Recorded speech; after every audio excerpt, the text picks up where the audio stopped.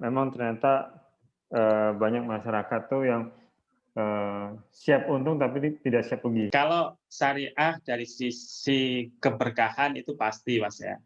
Sementara kalau Betul kita betul. menutup mata, mau syariah, mau shoriah, yang penting saya untung, nah Iya. itu potensi investasinya lebih banyak, Mas.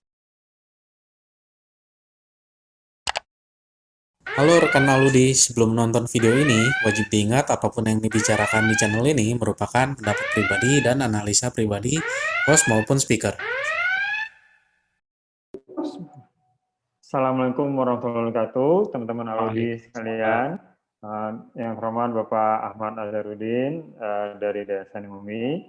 Pertama-tama mari kita ucapkan syukur alhamdulillah atas rahmat Allah Subhanahu wa taala kita bisa berkumpul kembali, bertemu kembali di acara channel Aludi ini. Nah, tak lupa kita sampaikan salawat dan salam kepada Rasulullah SAW. Pada kesempatan kali ini kita kedatangan tamu nih teman-teman sekalian dari Yayasan UI. Beliau adalah Bapak Ahmad Azharuddin. Beliau salah satu pengurus di Aludi. Maaf, salah satu pengurus di Yayasan MUI ya Pak ya. Oke, pada kesempatan kali ini beliau akan membahas secara umum mengenai perkembangan ekonomi syariah di Indonesia. Gitu Pak. Baik, mungkin waktu dan tempat kami bersamaan kepada Bapak Azhar. Ya, Bapak Azhar. Ya. Silakan Pak, tafadhol. Terima kasih. Assalamualaikum warahmatullahi wabarakatuh. Yang saya hormati Mas Gatot, kemudian Mas apa ini, Mas Aludi. Alhamdulillah pada kesempatan siang hari ini. Alvin, Mas Kevin Pak. Oh Mas Kevin, oke Mas Kevin. Alhamdulillah pada kesempatan siang hari ini kita bisa bertemu silaturahim ya untuk membincang persoalan-persoalan terkait pertama tentu saya ingin menyampaikan ya perkembangan keuangan syariah di Indonesia sekilas, kemudian apa peluang-peluangnya. Nah, kemudian lebih spesifik nanti membincang masalah equity crowdfunding ya, atau sekarang bahkan sudah dikembangkan terminologinya security crowdfunding, yang di dalamnya tidak hanya equity tapi termasuk juga sukuk kalau di dalam konteks syariah. Ya, jadi sekali lagi saya ingin menyampaikan beberapa persoalan terkait perkembangan ekonomi syariah dan nanti lebih fokus lagi ke equity crowdfunding syariah. Bapak Ibu yang saya hormati, kita patut bersyukur bahwa perkembangan ekonomi syariah di Indonesia semakin hari semakin tumbuh pesat. Bahkan kalau kita lihat perkembangan dalam 3 tahun terakhir ini, posisi Indonesia terus meningkat ya. Pada tahun 2020 ini untuk pertama kalinya Indonesia masuk top 10 di seluruh sektor industri halal, didorong oleh meningkatnya investasi luar negeri, dan tentu saja tidak hanya karena meningkatnya investasi luar negeri, tapi juga karena dukungan pemerintah, sehingga skor Indonesia yang dulu sangat ironis, negara yang mayoritas beragama Islam dan jumlah penduduknya luar biasa, tapi selalu kalau ada lembaga pemeringkat di tingkat dunia, Indonesia itu selalu paling buncit gitu ya.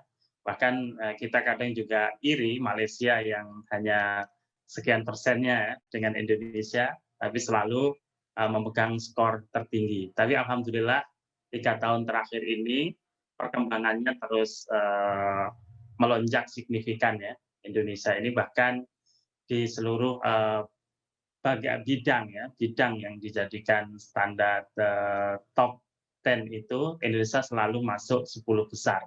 Nah, ini merupakan prestasi yang luar biasa. Nah, kalau saya secara pribadi melihat, nah selain karena memang investasi luar negerinya Indonesia juga meningkat, juga disebabkan karena peran negara itu semakin meningkat juga. Jadi kalau dulu diistilahkan di Indonesia perkembangan ekonomi syariah itu bottom up, nah sekarang dua-duanya. Jadi bottom up dan top down. Nah ini minimal yang sekarang bisa kita lihat ya dari gerakan-gerakannya prestasinya juga sudah nampak, yaitu adanya KNEKS, Komite Nasional Keuangan dan Ekonomi Syariah, yang sangat berperan mengkoordinasikan gerak langkah, jadi sebagai pembirama nampaknya KNEKS ini untuk kemajuan ekonomi syariah.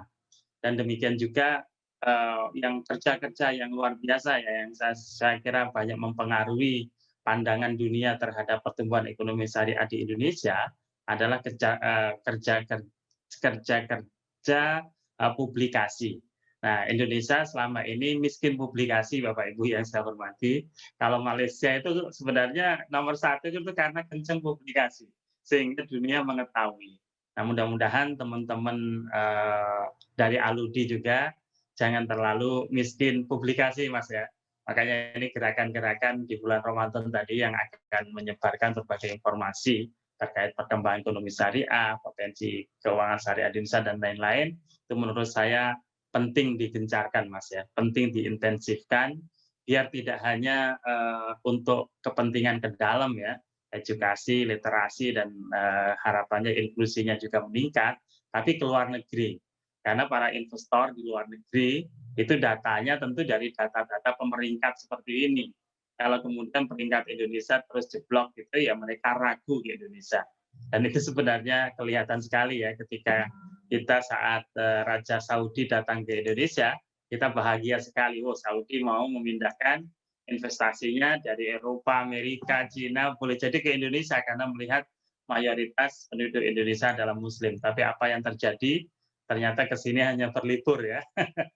Tetap aja setelah itu banyak melirik ke Cina dan ke Jepang, dengan mereka Jepang dan Cina ternyata kemudian juga membuat skema-skema syariah, Mas, untuk investasi. Sehingga juga menarik bagi Saudi Arabia yang memang semangatnya juga untuk mengembangkan investasi yang berbasis syariah. Nah, kemudian kita di Indonesia juga patut berbangga, Mas. Meskipun ini baru potensi ya, realisasinya tentu menunggu kerja keras kita, tapi setidaknya dari tadi ranking dunia, kemudian potensi yang ada, saya kok optimis ya, ekonomi syariah di Indonesia ke depan akan semakin berkembang pesat ya. Dilihat dari Indonesia ini negara kepulauan, kemudian juga pengguna internet nih luar biasa ya, 171 juta. Kemudian penduduk Muslim di Indonesia ini 225 juta, ya sekitar 85% dari 260 juta penduduk Indonesia. Kemudian kita itu negara 4 terbesar ya, setelah Cina, India, ini juga patut, artinya market di Indonesia ini luar biasa, makanya banyak yang melirik ya. Kemudian terkait Indonesia juga saat ini itu ekonomi terbesar 16 dunia, ini tidak bisa diingkari lagi ya, karena ini ada data statistiknya.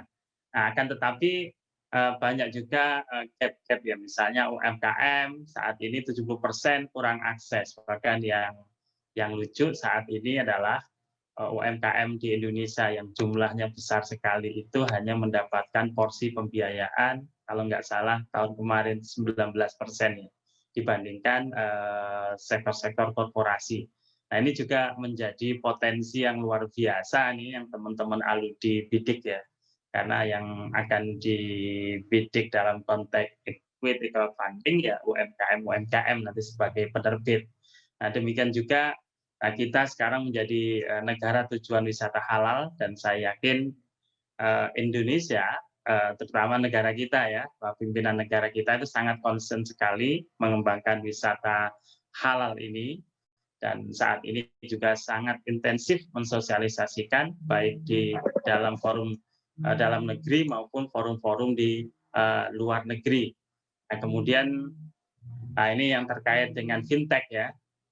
Nah, fintech ini diharapkan sebenarnya bisa menjadi solusi ya, solusi untuk mengisi kesenjangan pembiayaan tadi termasuk yang UMKM yang saat ini masih rendah sekali. Nah, mudah-mudahan dengan fintech ini kita bisa lebih bisa memenuhi ya kebutuhan UMKM. Nah, di antara ya fintech yang bisa kita harapkan selain B2B lending ya, yang saat ini juga sudah ada syariahnya, adalah kita harapkan dari equity crowdfunding ini. Nah, bahkan kalau saya sebagai orang yang menggeluti syariah sebenarnya Mas ya, antara P2P lending dan equity crowdfunding ini lebih ideal equity crowdfunding. Karena equity crowdfunding ini kan basisnya adalah basis bagi hasil yang secara normatif itu sesuai dengan idealitas investasi dalam syariah gitu. Nah, sementara kalau P2P ini kan masih banyak polanya kredit, kalaupun di syariah nanti berbasiskan jual beli ijarah yang tetap bersifat fix gitu. Yang itu tentu saja untuk UMKM dengan tuntutan yang fix itu kadang-kala keberatan, apalagi untuk pemula ya. Karena itu dengan adanya equity crowdfunding ini bagi pelaku-pelaku usaha di bidang syariah tentu saja amat sangat menyambut baik peluang ini. Nah, kemudian apa saja sih sebenarnya Mas sekarang tantangannya ya? Tantangannya kita ketika masuk ke bisnis syariah. Nah, terutama nantinya terkait equity crowdfunding ini. Nah, yang pertama tantangannya adalah dari sisi pemodalnya, ya, investornya. Jadi saat ini investor ini belum semuanya teredukasi dengan baik terkait konsep-konsep syariah ini. Bahkan kadangkala karena apa namanya informasi yang mereka dapatkan terbatas, ya mereka menyamakan aja antara syariah dan non syariah. Nah, ketika menyamakan saja antara syariah dan non syariah, ya kalau beda hanya istilah, biasanya seperti itu ya yang mereka sampaikan. Tentu bagi sisi pemodal yang penting adalah untung gitu kan Mas ya. Yang penting adalah untung, ada kepastian. Nah, seperti itu. Nah, kalau ini yang menjadi motif utama, saya kira crowdfunding yang bersifat syariah agak berat bersaingnya. Mengapa? Ketika nanti kita mengembangkan equity crowdfunding ini, basis akad yang digunakan adalah akad musyarakah, ya akad urun dana gitu ya, yang modal dari beberapa pihak dan sistemnya adalah bagi hasil. Nah, sistem bagi hasil dalam syariah inilah kadangkala yang menjadi tantangan, Mas. Mengapa? Karena ketika menganut sistem bagi hasil, maka baik itu penerbit maupun pemodal harus sama-sama siap untuk untung, juga siap untuk rugi. Nah, ini Mas tantangannya ya. Nah, sementara bagi pemodal itu umumnya ya berpikirnya untung. Nah, ini saya rasakan sekali ketika saya menjadi DPS di salah satu P2P lending yang syariah, Mas. Nah, ini tantangannya seperti itu. Dan ketika kami coba untuk tawarkan akad-akad yang berbasiskan bagi hasil melalui P2P lending, ternyata rata-rata penyelenggara menolak. Alasannya para pemodal itu menginginkan yang fix. Jadi yang fix ya, akhirnya yang digunakan adalah akad-akad yang berbasis jual beli, ada akad-akad yang berbasis sewa ya, ijarah. Nah, inilah tantangannya. Oleh karena itu kami pernah mendiskusikan ya terbatas di DSN terkait tantangan equity crowdfunding ini. Nah, oleh karena ini sebenarnya dari sisi ideal, dari sisi syariah sangat ideal, tapi dari sisi kepentingan pemodal yang nggak siap rugi itu tidak ideal, Mas. Nah, sekarang pertanyaannya adalah bagaimana biar pemodal merasa nyaman ya, pemodal merasa nyaman. Kalau dari sisi penerbit, Mas Gatot dan teman-teman, dari sisi penerbit tentu saja mereka senang Mas dengan sistem bagi hasil ini kan ya. Seandainya usahanya ini tidak berhasil dan tidak berhasilnya karena faktor bisnis, bukan karena kelalaiannya, bukan karena penerbit menyalahi kesepakatan, maka pemodal harus siap nanggung kerugian. Ini dari sisi penerbit, Mas. Tapi dari sisi pemodal, ini yang tentu saja akan was-was ketika ada ruang potensi untuk rugi. Walaupun kalau saya coba baca ya dari regulasi atau POJK yang mengatur tentang layanan urun dana melalui penawaran saham berbasis teknologi informasi ya, POJK nomor 37 tahun 2018, kemudian POJK nomor 57 tahun 2020 yang diperluas, yang tadinya hanya equity crowdfunding menjadi security crowdfunding. Dua-duanya juga menegaskan dan menekankan adanya kewaspadaan risiko terhadap investasi di bidang equity crowdfunding maupun security crowdfunding. Nah, ini artinya apa? Artinya apa? Memang basic atau karakter dasar dari investasi crowdfunding, baik yang equity atau security yang lebih luas, ini adalah berisiko, gitu Mas. Ini berisiko. Oleh karena itu, saat ini ketika DSN MUI sedang mengkaji, Mas, DSN MUI saat ini sedang mempersiapkan kajian fatwa, mudah-mudahan tahun ini bisa disahkan terkait dengan security crowdfunding syariah. Nah, hal yang masih menjadi bukan polemik ya, diskusi yang sangat intens adalah bagaimana untuk memitigasi risiko yang tinggi ini dengan karakter akad yang memang pada dasarnya berisiko, walaupun di balik risiko tentu kalau ada keuntungan ya lebih besar ya dibandingkan akad-akad yang tidak berisiko. Nah, inilah yang masih menjadi diskusi-diskusi teman-teman di DSN MUI. Misalnya, mungkinkah nantinya, biar ini menarik Mas ya, mungkinkah di dalam penerbitan equity crowdfunding ini ada jaminan pihak ketiga? Minimal yang dijamin adalah pengembalian pokoknya, Mas. Sekalipun misalnya bagi hasilnya nggak dapat. Nah, sementara kalau dilihat dari peraturan yang ada, konsep adanya jaminan pihak ketiga ini kan tidak dimunculkan ini, Mas Gatot dan teman-teman ya.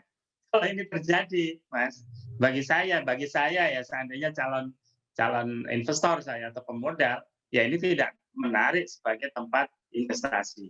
Nah, hal yang sama, Mas, yang saya rasakan juga ketika ada lembaga yang menerbitkan sukuk ya obligasi syariah dengan skema bagi hasil menggunakan akad mudharabah misalnya. Nah, hari ini nyaris investor-investor sukuk itu juga tidak banyak yang tertarik ketika emiten menerbitkan dengan skema yang sifatnya bagi hasil mudharabah yang hampir mirip-mirip dengan musyarakah ini. Mengapa? Karena tingkat risiko. Makanya kemudian ketika bank-bank syariah menerbitkan skema sukuk dengan sistem bagi hasil ini, maka bank syariah harus memberikan jaminan bahwa seandainya ya ada kerugian, bank syariah siap menjamin pengembalian pokok. Nah, dengan cara inilah investor itu tertarik. Nah, oleh karena itu perlu kita pikirkan ke depannya agar di dalam pengembangan equity crowdfunding yang syariah biar memiliki daya tarik yang lebih, maka dimungkinkan dimunculkan ya lembaga yang ketiga yang nantinya berfungsi sebagai penjamin dana investasinya. Nah, ini juga menarik dari sisi syariah. Nah, kemudian kalau yang lain-lain, Mas, ini tadinya saya kira kita akan diskusi terkait isu kesyariahan ya. Banyak sebenarnya yang harus kita diskusikan dan ini saat ini juga sudah didiskusikan teman-teman di SN. Persoalan objek transaksi harus halal dan thayyib. Misalnya nanti bagi penerbit equity crowdfunding tentu saja harus dipastikan ya kegiatan usahanya adalah kegiatan yang halal dan thayyib. Kemudian akad yang digunakan dalam transaksi. Nah, seandainya nanti ada penerbit equity crowdfunding, pertanyaannya apakah kegiatan usahanya ini kalau dia menggunakan skema akad, sudah digunakan skema akad syariah atau belum? Nah, jangan-jangan nanti skema akadnya konvensional, itu juga jadi persoalan. Kemudian juga upaya maksimal menghindari dari larangan syariah, riba, gharar, maisir, ini juga menjadi concern kesyariahan yang cukup penting. Nah, kemudian majelis akad transaksi online, nah ini sebagian besar ternyata di masyarakat kita masih banyak yang menyoal keabsahan, boleh nggak transaksi dilakukan secara online. Tapi berdasarkan penelusuran kami di DSN MUI, alhamdulillah ulama-ulama besar dunia ya, tidak hanya di Indonesia, saat ini relatif sudah bisa menerima adanya majelis akad secara online. Karena kalau dalam kajian-kajian syariah, literatur klasik selalu akad itu ya dilakukan secara tatap muka, dan tatap muka itu offline. Tapi alhamdulillah saat ini perkembangannya sudah positif ya, artinya ulama-ulama sudah terbuka untuk kemungkinan menerima model transaksi online. Nah, kemudian juga adanya ijab kabul melalui media elektronik, ini juga di awal-awal pertumbuhan ya internet, kemudian ada transaksi berbasis internet, perdagangan berbasis internet, e-commerce ya, itu juga sempat menjadi diskusi. Mungkin boleh nggak orang transaksi tapi masih ada jeda, misalnya menawar sesuatu, tapi kemudian dia tidak secara langsung ya melalui audio, tapi melalui email dan lain-lain. Ternyata itu juga menjadi bahan diskusi yang cukup intens. Kemudian berikutnya banyak isu yang lain ya terkait penguasaan objek ya. Misalnya nanti terkait equity crowdfunding mau dijual di secondary market ya. Kemudian ada data-data saham equity siapa saja yang mau dijual. Nah, pertanyaannya ketika dilakukan jual beli, apakah pihak pembeli langsung bisa menerima bukti kepemilikan atau tidak, atau hanya scriptless seperti perdagangan saham. Nah, itu juga menjadi persoalan-persoalan syariah, walaupun saat ini ya sebagian ulama sudah membolehkan hal itu. Nah, termasuk di Indonesia ya, DSN MUI memungkinkan transaksi saham dengan pola yang scriptless. Nah, kemudian tanda tangan elektronik ini juga banyak dipersoalkan, tapi alhamdulillah sekarang sudah selesai.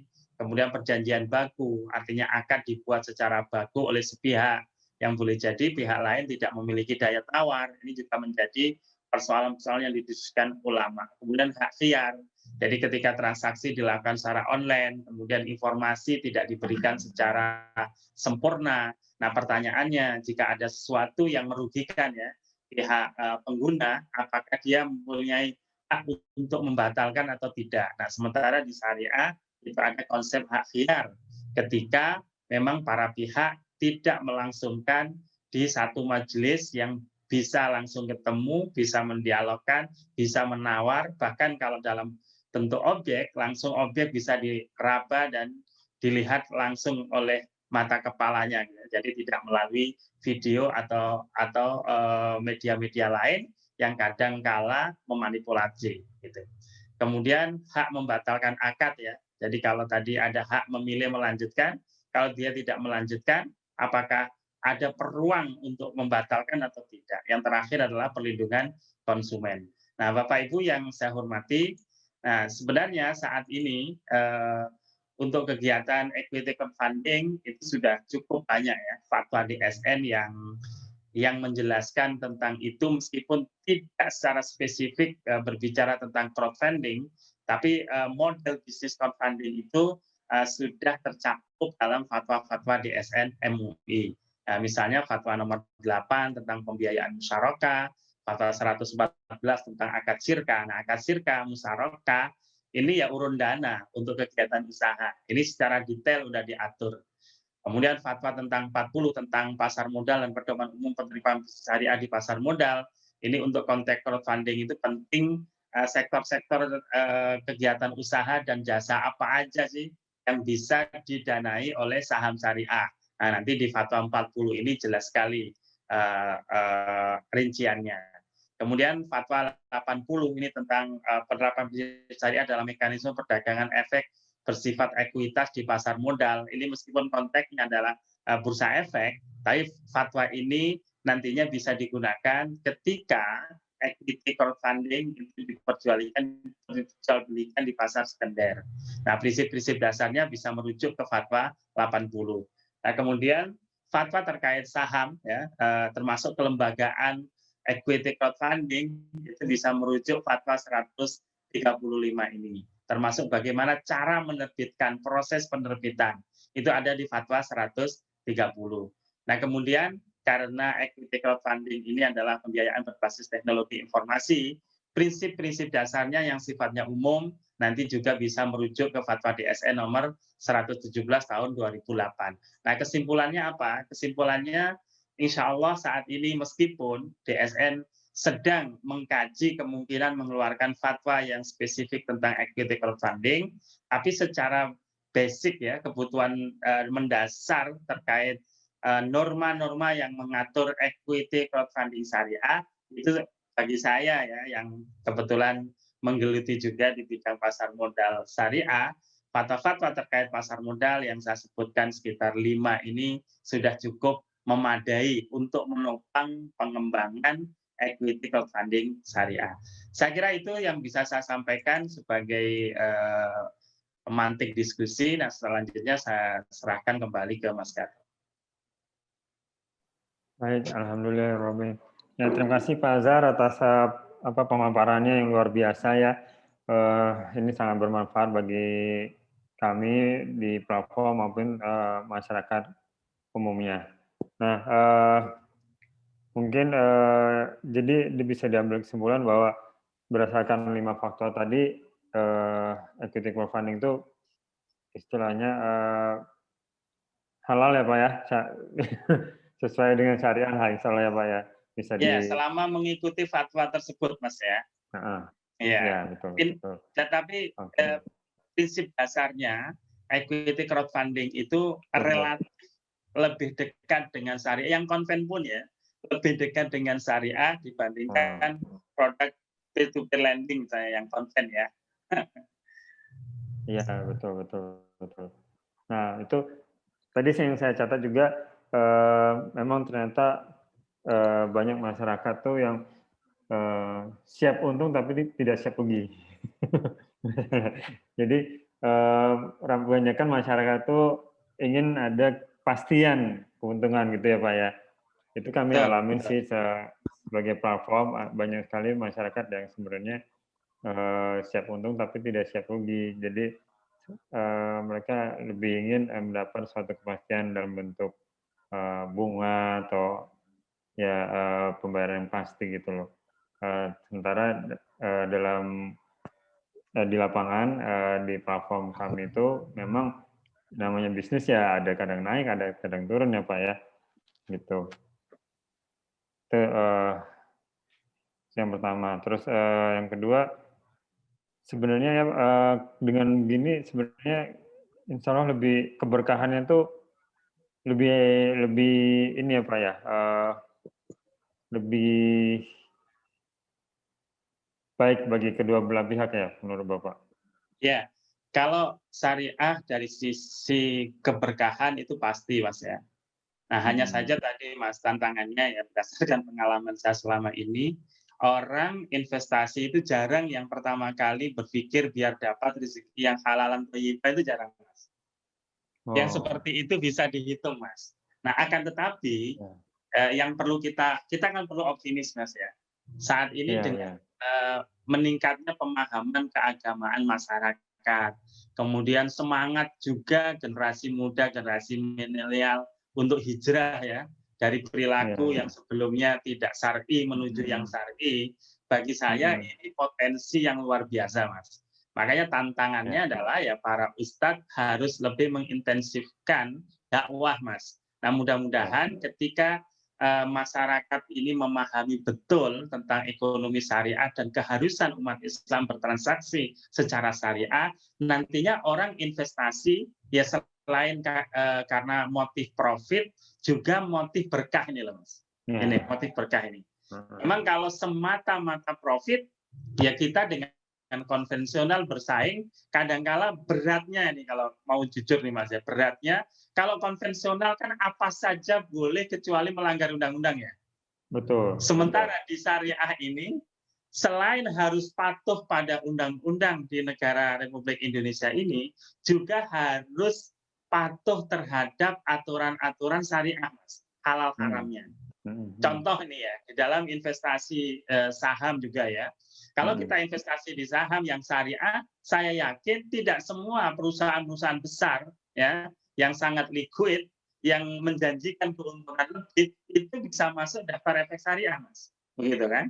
Sementara kalau kita menutup mata, mau syariah, mau syariah, yang penting saya untung, nah itu potensi investasinya lebih banyak, Mas. Ini ya, meskipun tentu saja tadi ada sisi lain keuntungan, Mas ya, bagi kita sebagai Muslim, yaitu kalau saya rasakan ya transaksi secara syariah ini kan membuat saya lebih damai, Mas ya. Nah, mudah-mudahan kedamaian yang saya peroleh ini juga nanti berefek kepada semangat saya untuk berusaha lebih, Mas. Ya kan? Karena kalau kita uangnya banyak tapi bawaannya stres ya, hati selalu galau, ini saya yakin nanti akan berpengaruh secara psikis ya ke perilaku kita dan termasuk perilaku investasi kita. Nah, ketenangan ini yang penting. Walaupun juga Allah selalu mengatakan, Mas, bahwa orang yang komit dengan syariat-syariatnya, Allah pasti akan menolong ya. Allah pasti akan memberikan jalan yang terbaik. Jadi kalau di dalam ayat Al-Qur'an ya bahwa mayyataqillah yaj'al lahu makhrajan wa yarzuqhu min haitsu la yahtasib.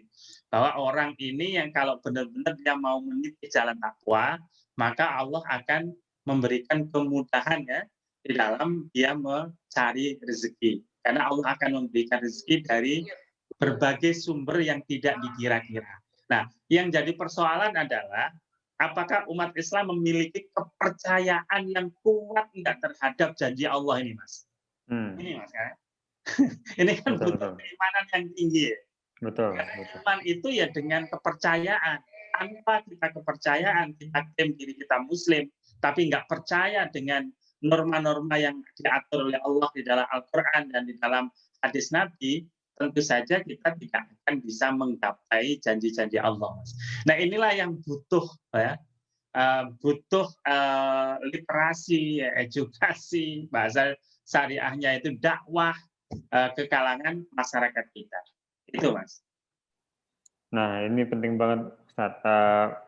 Pak Azhar. Insya Allah kami dari Aludi ingin banget menginformasikan ke seluas-luasnya kepada masyarakat umum, terutama masyarakat muslimnya bahwa mencari pendapatan yang halal itu penting karena itu membawakan keberkahan dan ketenangan bagi kehidupan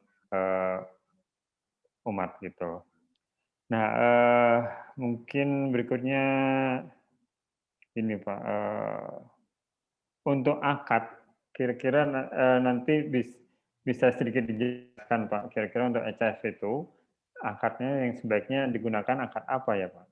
Ya, jadi akad ini nanti tergantung hubungan para pihaknya, Mas ya.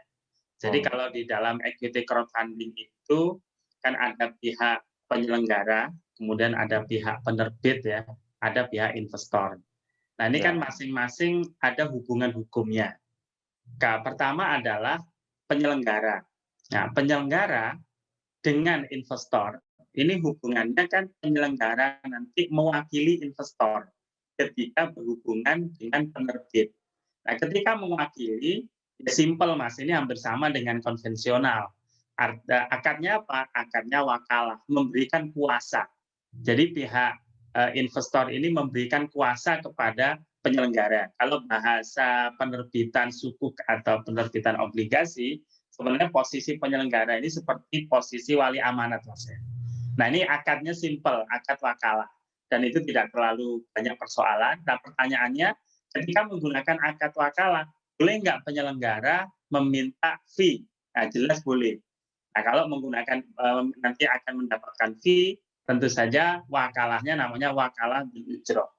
Jadi akad menguasakan dengan hak fee pada pihak yang menerima kuasa, yaitu pihak penyelenggara. Nah, kemudian ada lagi akad antara investor ini yang diwakili penyelenggara dengan penerbit, Mas.